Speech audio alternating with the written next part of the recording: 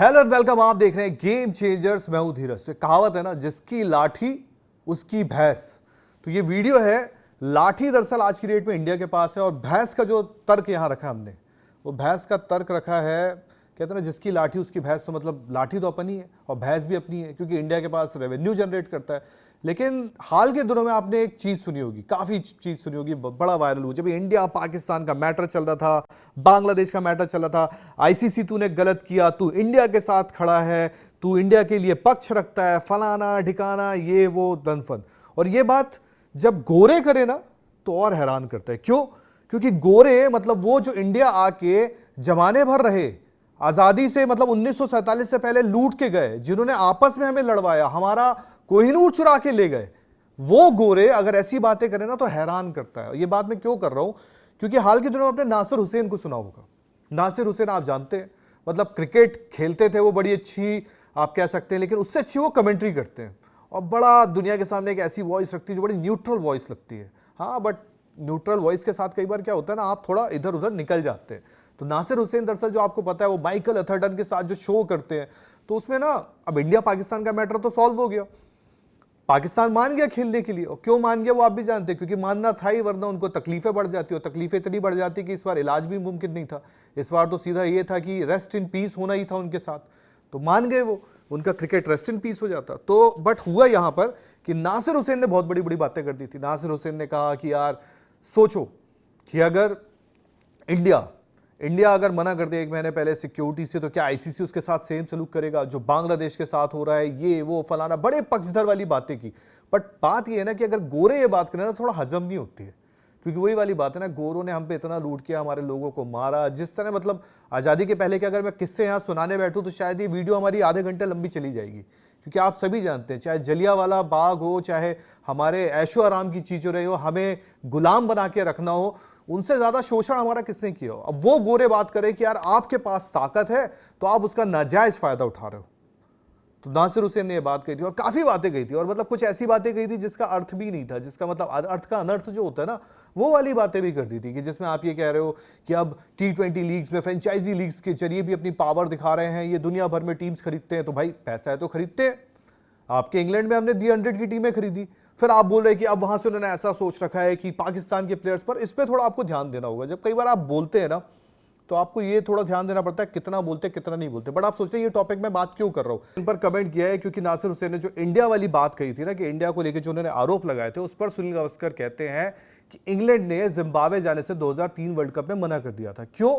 क्योंकि उस वक्त के जो प्रेसिडेंट थे रॉबर्ट मुगाबे की पॉलिसीज को लेके, वो क्या सिली एक्सक्यूज था। और सबसे बड़ी बात है वो ये कह रहे कि उस वक्त कोई सिक्योरिटी का थ्रेट नहीं था, बट उसके बावजूद उन्होंने चूज किया कि हम नहीं जाएंगे और अपने पॉइंट छोड़ दिए, फॉरफीट कर दिया। मतलब वो मुकाबले पे नहीं गए और फॉरफीट कर दिया। तो क्या आईसीसी ने उस वक्त एक्शन लिया था? नहीं लिया था। क्यों नहीं लिया था? अब उसका जवाब, क्योंकि सुनील गावस्कर साहब ने यही बोला ना, जिसकी लाठी उसकी भैंस। At that time the English and Australian boards rain the game and the others didn't dare to upset them। मतलब अंग्रेजी में ये है, हिंदी में इसका अगर आए तो ये कह रहे कि भाई उस वक्त इंग्लैंड और ऑस्ट्रेलिया क्रिकेट पे रूल करते थे, तो बाकी किसी में हिम्मत होती नहीं थी कि कुछ बोल सके उनको। और ये होता है जिसकी कहते हैं ना, जिसका जो वक्त चल रहा हो। जैसे आज की डेट में आप देखते हैं, डोनाल्ड ट्रंप ने वेनेजुएला पे आप कह सकते हैं अटैक कर दिया। अटैक इन टर्म्स ऐसे कर दिया कि भाई हमें वहां का तेल कुआं चाहिए, जो उनको चाहिए उन्होंने कर दिया। रातों रात वहां का प्रेसिडेंट उठा लिया, प्रेसिडेंट या प्राइम मिनिस्टर वॉट जो भी था, उनका सेना, उनका देश का प्रमुख को उठा लिया। तो किसी ने बात की, तो वो होता है जिसकी लाठी उसकी भैंस। पर इन गोरों को दिक्कत ये है कि आज इंडिया के पास लाठी कैसे है। क्यों?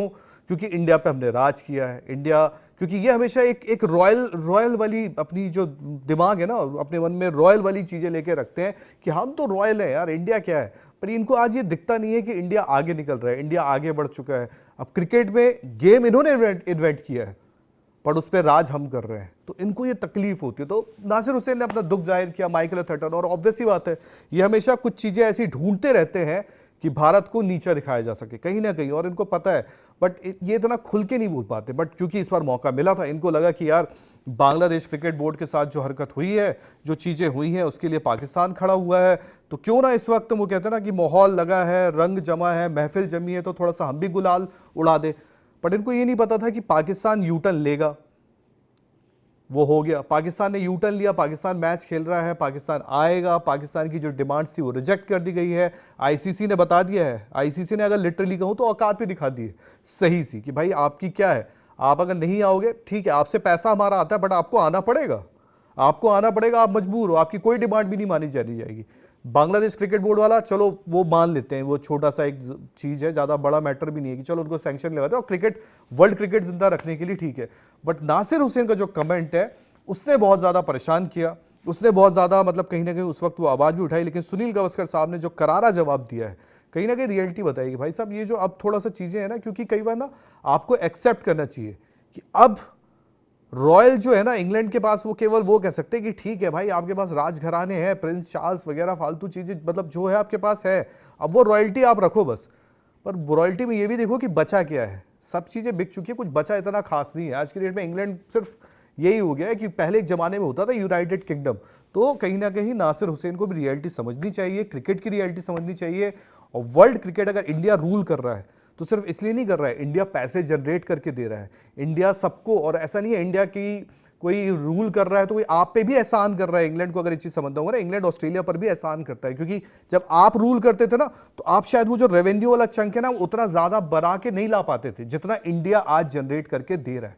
तो इंडिया अगर आपको जनरेट करके पैसा दे रहा है, इंडिया अगर वो आज वो मार्केट है तो एक्सेप्ट इट, ना कि हेट करे। और साथ ही नासिर हुसैन की एक लाइन थी, with great power comes with great responsibilities, जो स्पाइडरमैन मूवी में भी आपने सुना होगा कि वो कहते हैं कि अगर आपके पास शक्तियां ज्यादा होती तो उसकी रिस्पॉन्सिबिलिटी। भारत ने अभी तक कहीं भी कुछ भी कहे तो रिस्पॉन्सिबिलिटी के साथ ही चीजें की सभी बोर्डों को। अगर आप बांग्लादेश क्रिकेट बोर्ड का भी जिक्र करें तो अंतिम तक उनके पास गए, बात की, सॉल्यूशन निकालने की कोशिश की। अगर ये आज अंग्रेज होते ना यहाँ पर तो ये तो कुछ समझते ही नहीं इंडिया बांग्लादेश को, ये बोलते who the hell is Bangladesh, get out, ये इस तरह करते। लेकिन खैर जिसको जैसा जवाब है, सुनील गावस्कर साहब ने खुले तौर पे जवाब दे ही दिया है, तो बात क्या है। बाकी अगर ये वीडियो पसंद आया हो तो उसको लाइक करें और चैनल को सब्सक्राइब करें।